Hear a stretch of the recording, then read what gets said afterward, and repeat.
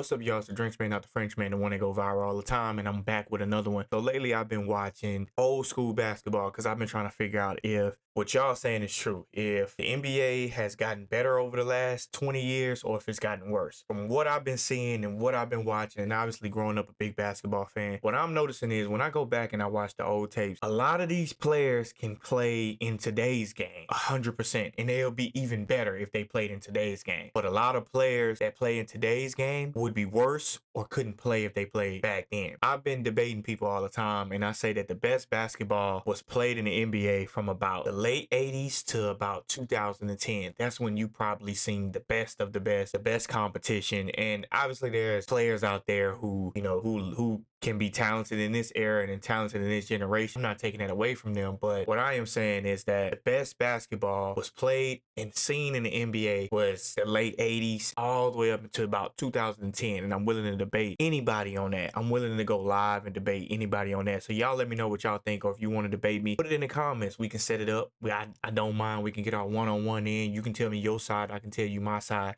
and we can have a friendly debate. It's all love at the end of the day. But the reason why I wanted to make this video is because it has been a shift in the point guard generation, and I wanted to kind of shape y'all mindset on how the point guard used to be played and how it's played now. I'm gonna use Rajon Rondo. I'm gonna use that Boston Celtics team, and I'm gonna show you why Rajon Rondo is one of the best point guards to ever play. And some of the things that he do don't even show up on the stat sheet. This is why I got Rondo as a top 10 point guard of all time, simply because of the things that he do that do not show up on the stat sheet. As I roll the film, I want y'all to take this in mind that this is the 2008 Lakers versus Celtics finals run, where the Celtics actually win this final in 2008. This is game 1 of the NBA finals. So let's get into it. There was 2 types of point guards on all teams back then.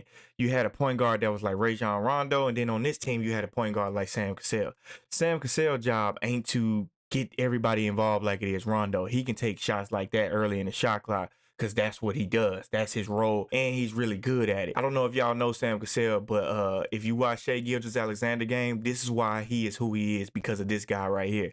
So Sam gets into his post up, which he really likes. He likes posting up. Guards don't do that anymore. But as you notice, he gets a one-on-one coverage. So you think Turioff is right here to help, but he's actually not really helping, at least not for what Sam Cassell is about to do. So Sam Cassell turned his back. He got one-on-one with Derek Fisher. He feel like he's a smaller guard. I'm going to just turn and shoot.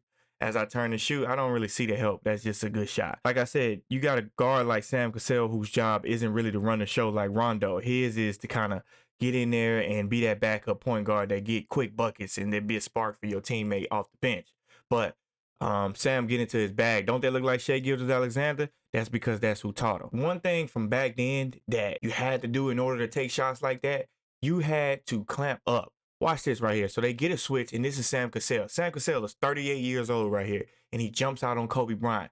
In order for Sam to take them shots, you best believe he got to strap up. Watch how he get in Kobe. All right, now watch this. Hands out wide, showing the defender his chest, and watch what he do.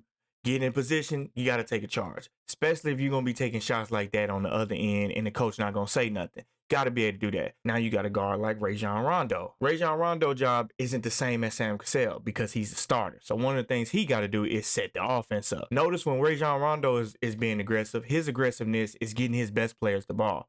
That's one of the best attributes that I say Rajon Rondo has. He understands how to get the best player the ball on the floor when they supposed to have it at all times, and he don't do extra dribbling or ISO looking for a shot. That's not him. This is ironic on this play. So he gets the ball back from Kevin Garnett, then Kevin Garnett goes a quick swing into Ray Allen. Notice where Rajon Rondo is. He's all the way over here sneaking into this corner. Ray Allen gets this drive, and there's a breakdown in the defense. Part of the reason why there's a breakdown in the defense is because they don't respect Rondo's three-point ability. But it's basketball. So what does basketball players do? They tend to close out when you don't have to. Rondo don't settle for that shot, so he gets a better shot. A lot of people say, we'll live with that shot. We'll live with that shot. Yeah, but how many times you going to live with that shot? All right, now pay attention to Rajon Rondo on defense, okay? So he's in help because Gasol is over here in a post on Kendrick Perkins.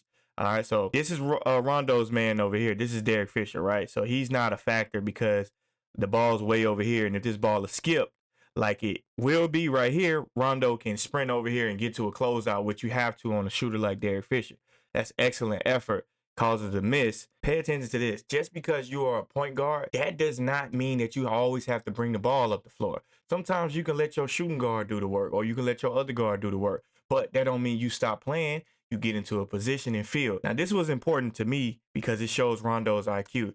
So as Ray Allen drives and he gets into trouble, notice how Derek Fisher is looking at him. Rondo don't just sit in the corner. He moves and occupies that space. And now that opens up a breakdown in the defense, which gives Rondo a little floater in the lane. So another thing that made Rondo so good back in the day, and this is why he's one of the best point guards of all time. So he gets the ball on the break and he pushes it, but he noticed something. Okay, most point guards today will say, oh, I got space, I'm gonna just walk in and shoot this three. But what if that's not your game? That ain't the only thing that you have to be able to do as a point guard. Now, Derek Fisher is playing him right. Nothing wrong with playing Rondo like this. We all know he's not one of the best three-point shooters in the world, but what does Rondo do? He changed the pace up of the game.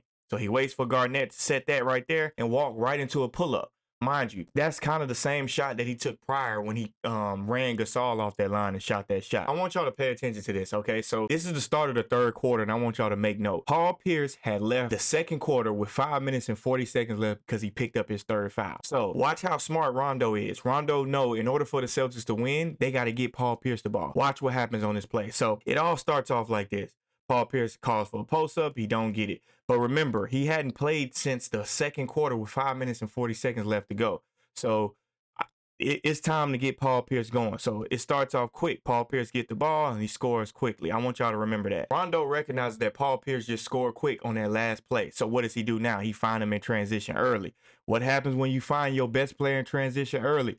Good things happen. Because of that, now something like this happened. Get the swing of the game. That's a 4-point play by Paul Pierce just because Rondo got on the ball earlier. Remember, this is the very next possession. Watch what Rondo does, okay? He immediately calls for a play. So he's telling Kendrick Perkins right here, get that ball to Paul Pierce, right? Watch this. When Paul Pierce gets the ball, remember, this is Paul Pierce went out in the second half to a fast start because of Rondo. Watch this.